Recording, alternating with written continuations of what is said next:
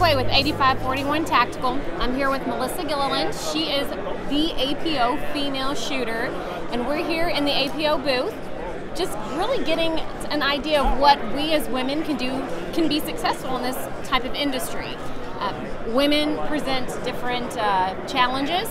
We have less upper body strength, and we have things that we have to overcome versus men. You can't hand me a man's rifle and expect me to be successful on it. So we're going to talk with Melissa and see what kind of things APO has done for her to keep her successful in this trade. So Melissa, tell me, This is your rifle here. This is Jake. This is Jake. I love it. What has Jake, how has he been customized for you? Well, they started off with it's an alloy chassis. Okay. Which is a lot lighter. They do have carbon fiber, but they made this one with it's a Super Sport alloy chassis. Okay. I've also got an extreme titanium action on this. What they tried to do was lessen the weight. Obviously, I'm not a big muscular type girl. Right. So that's what they did to lessen the weight. They've also fluted the barrel on it. I mean, because that does take off some weight, and let me tell you, ounces count when it comes to rifles. Everything on him that you see with the bipod and the optics, he's about 13 pounds. Oh, that's sweet. So now he's really light. That's smaller than your average 1-year-old there, guys. Right. 18 or 13 pounds, you can handle that. Right. So any ounce taken out really counts. Right. So tell me, what else have you done here? Okay, well actually he's a 6.5 Creedmoor. Okay. I did when I first started shooting. My husband sent me to the range with a 308. It was in a heavier, it was a heavier barrel, a heavier chassis. Okay.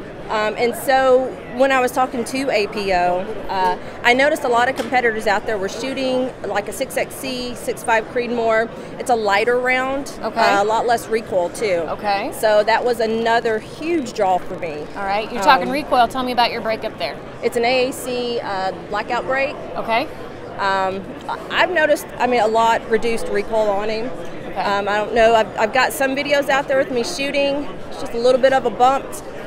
You can handle it. Yeah, nothing outrageous. Okay. So you can totally handle it. What I do like about my APO is the push button features. There's other rifles out there that you might have to take a screw or something to adjust. But now I shoot a lot of the tactical precision rifle matches. Right. So we're shooting off a lot of different barricades, and everything on my APO everything's push button. Okay.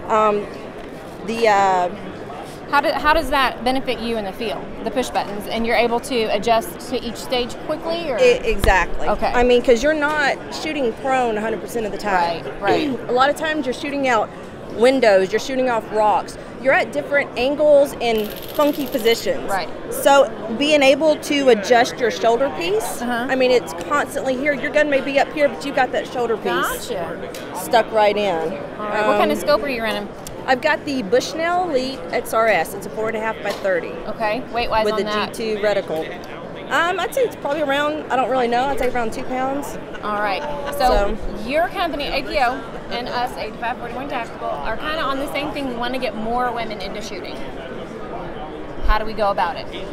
Well, the matches that I shoot in, which is the tactical precision rifle matches, you can find those online, like at tacticalmatches.com. A really good match is for like amateurs starting to come into the sport. It's the Bushnell Pro-Am. It's usually held, last year it's held in August. And what they do is they team you up, an amateur with a pro. So you're kind of learning the ropes of each stage and how these matches are, how you perform in them and everything. Right. So you get tips and trades. Okay. Absolutely. But everyone's nice out there. In the long range sport, all the competitors are extremely nice. They'll bend over backwards to help you. Oh, good. That's a good thing. So it may be intimidating at first. I was intimidated at first. Right. But once you get into it, the men are so helpful. They want to see more women out there. Yeah. And it's the sport's really starting to grow with women too. And what just made you decide to get into shooting? What did it? Well, I attended a match with my husband, Jim, and I stayed with him all day. He kept saying, "Honey, if it's boring, you can go." I was like, "No, it's really interesting." And I just like the time stressors.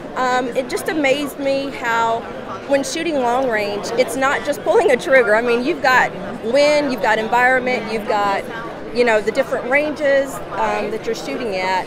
I just found it real challenging. So, and it's a lot of fun. I just got addicted to it. Once I was hitting targets at 800 and 900 yards. I know, right? It was exciting when you hear that ting impact. Yeah. So it was exciting, and I shot my first match October 2012, and we did a team match. Okay. So, and I was hooked. Okay. Absolutely hooked. And I've gone on camera saying that when you are behind a rifle, you're not thinking about the laundry, the grocery list, the kids, what you packed for lunch, nothing. It is this moment right here, right now. Yeah. And that's kind of living in the moment. Living in the moment. Can't get enough of that, can we? Absolutely not. I appreciate your time. Thank and you. Jake's beautiful. Thank you. He's well behaved today. So Thank you so much. thank you.